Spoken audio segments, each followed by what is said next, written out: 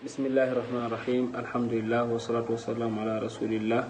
wa ala alihi wa man sahbihi wa man wadah, amma ba'd. Fogole serer ngidim no ro yalla subhanahu wa ta'ala julanu tude rohe sallallahu alaihi wasallam inda ko hitna ke indef ina tan def jaajar no tude rohe sallallahu alaihi wasallam indef na moftan dar kanderale hay kay imbaro jetay teref ye roga subhanahu wa ta'ala lunna tule rohe hidum mberan boy te jega kid har bahay ye roga lula sallallahu alaihi wasallam ye tule sallallahu jegna kid kaban na heki roga chodun keref na risala tan def mission fane jibril fudona ten sobin me ref na gharul hira ref montagne fa andone kam makaref teref o comité neng ñal har bahay fi bit fi dik nangol kor yaga tulere sallallahu alaihi wasallam wahyu fe anaga fudwana ten ana onja asupto yam kete ke fudona to kumiti metina ye malaka fe fudwana ten jibril alayhi salam sobin gharul hira alayna lay jangi te lay ne kum janka jibril dal no pokin naga bo tulero her te lay ne jangi tulero he batno lay kum janka bote jek cafate dak jibril lay ne jangi yaga alquran commencé fudwa te lay iqra bismi rabbikal ladhi khalaq ten ref ki etna fudon alquran ten ref jangi no gonno rogo he subhanahu wa ta'ala he andone ten saku kin na oy kaga ten etu fudon alquran ye tuler he sallallahu alaihi wasallam a parena na kaga dalo num tombi num asob maga te senda te layne kum hewu tulere sallallahu lay ke hewna fop khadijatu layne ba dit yamwo na dit ka pogo wo rok sedan kiram muk yamwo na dit ka pogo wona sadahta na dimbele awe jegerna to tamit be baydena ndawerna na topot waden kentaw khadija radiyallahu anha tan def no gim tulere sallallahu alaihi wasallam ya khadija gimna bo pare arat mena waraqatum nu nawfal haga bi fakto marefu yetaret na te expliquer in kete gana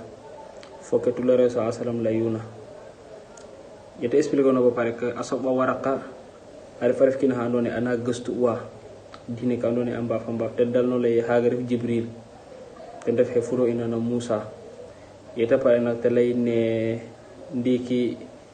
mi makre fum me awar asobe ye wina fa sutam so ba mu ñowa to lero lay ne te sutam mi te lay ne aha jege ki no habisi nake bisi dona ludul winu ma sutan me asoba nga mu ñowa han dam tom kaga waraka layun ndiki après wahyu fe dalo arrêté naga no to leer après koy te bato gar yeta garna koy malaka fe agarana garantu leero sallallahu alaihi wasallam fi nakina ha mofna dalo maynen asaman fane fop to leero hete ga wona teddit na koy te had mbinum ahulo alay wini ngulyamu angula ngari te mo jaga tiet lay hulyamu boroga fudinna ten ya ayyuhal mudaththir ten ref bo fayna hulwa qum inwi fa anzir o hoy winof wa rabbaka rogo fakabbir o magalin wa thiyabaka heñof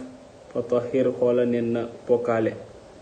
kaga fuduna sallallahu alaihi wasallam ten ref ke roga choduna putte hoy winu yago koyte commencé o hoya wine na roga yal subhanahu wa ta'ala yeto commencé no hoyta koy hoya winu sallallahu alaihi wasallam afiye gana fi na sutura ana garam binof allayo ngam koy tele me balayin kin teref na kaga kidete dak après roga layin ne koy fasda bima tu'mar wa arid anil jahilin ten ref lay ke chodena ba fietin na sutura to ba fale wi andone ngimero te commencé koy hoya wine après yeloga fudina wa anzir asharatal aqrabin hoyi fogo fi mu joma mat yago koy tulere sallallahu alaihi wasallam de lo suto ngay montagne fe endone tenal bilale na layel safa te dalo wuk lay wa maka mbalɗo ye sutwide goyendalo sutwide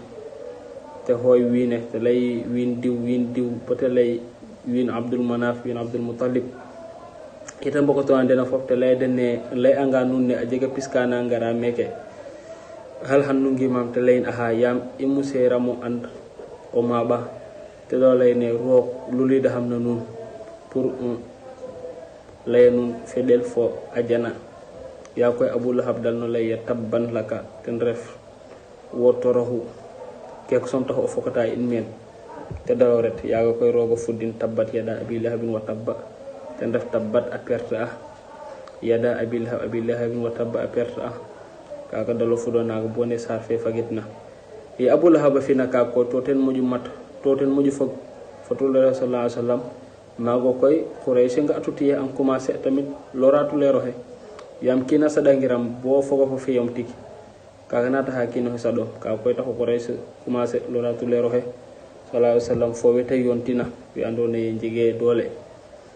na julitwe mais roog subhanahu wa ta'ala a musal atu lero he bo ketembiya fadit ke mena den to tamit roga fiyanin te jek fa andone ana damtan te ref Abu Talib te ref ka andone wina nanan te ref ukino pa kam den ken taw sal e mbat meno tu dare sallallahu alaihi wasallam ye Quraysh sonin la wina koy bote chona fe mayem rog tulero sallallahu alaihi wasallam dalo lay den ne nu baga ndet habasha gadday maga habasha asubu adega mado harif na maga ne tonya len to jabe kino tonya kam langum tendet maga te jopir fo kila betak me yerogo subhanahu wa ta'ala lunna tulero he tendet mago koy bo ti jegna hit yaga Hamza dalo tu rokna lisam dafa Umar radiyallahu anhuma maka koy yetulero sallallahu alaihi wasallam sonin na den te lay den dikida ke imbika inna berka fogum illay ke foden imbi ke foden injikke na den injiko ke den te ref kide te dakanune adum na Banu Hashim pare roga fi te tiya fak après amul huzn ten ref yete roga tulna sallallahu alaihi wasallam pare jekkid harba hay